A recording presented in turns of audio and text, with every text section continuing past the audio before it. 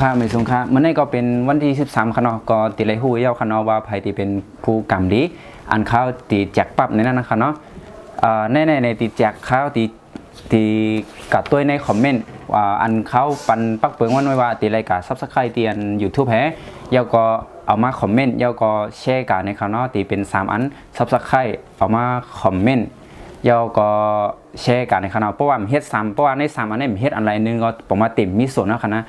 ยาวคาอะไรกับตัวมาค่ะเนาะผู้มีส่วนมันตีมีอยู่25ก้อนใน25ก้อนนั้นค่ะกับ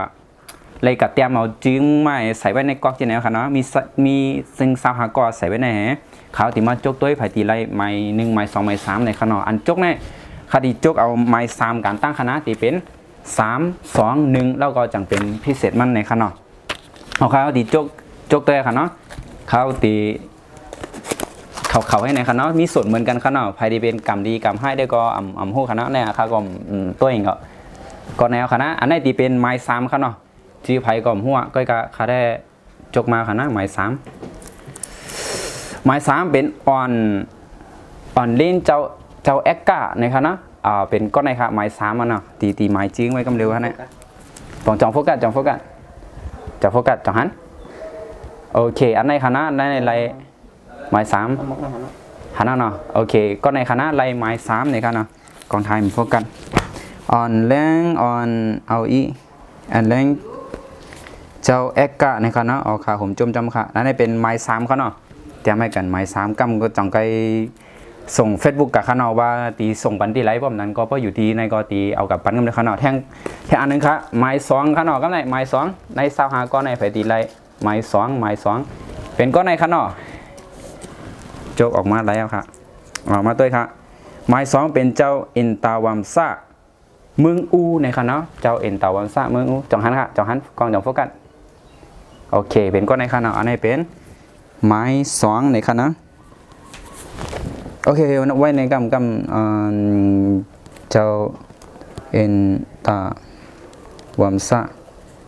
เมืองอูในค่ะเนาะนี่เป็นลายไม้2ค่ะเนาะอันแท่งไม้3นั่นค่ะเนาะก็เนี่ย25ก้อนนั่นค่ะนะมีส่วนเหมือนกันหมดค่ะนะข้ากบหัวเป็นอะไรก็จื้อได้25ก้อนนั่นอันแมนจอมปักเฟืองในมีในม่นกับค่ะเนาะโอเคอันไหนก็หมาย3ในดีเป็นน้องพวงในค่ะนะน้องพวงก็ได้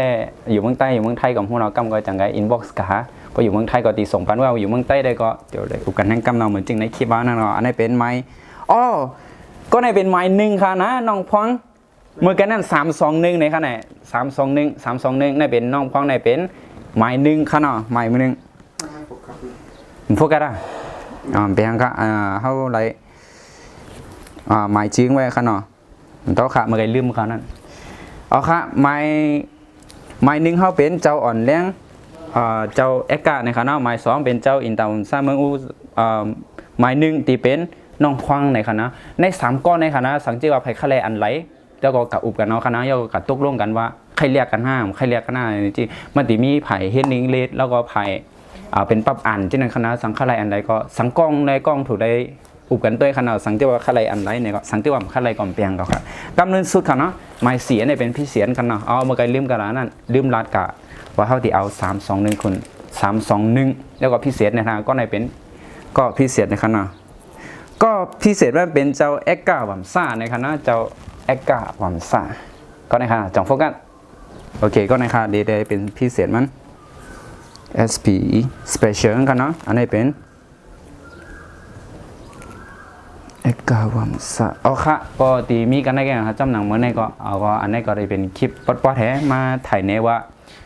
ก่อนกำดีผู้กำดีใน4ก้อนในเฮ็ดจอมหนังอันรัดนั่นค่ะเนาะซับสไครต์แฮแล้วก็แชร์แฮแล้วก็เอามาคอมเมนต์ค่ะเนาะใน4ก้อนในก็ที่เป็นผู้กำดีกันนะครับก็เมื่อในก็มีหนังไหนก็ค่ะไม่สูงค่ะ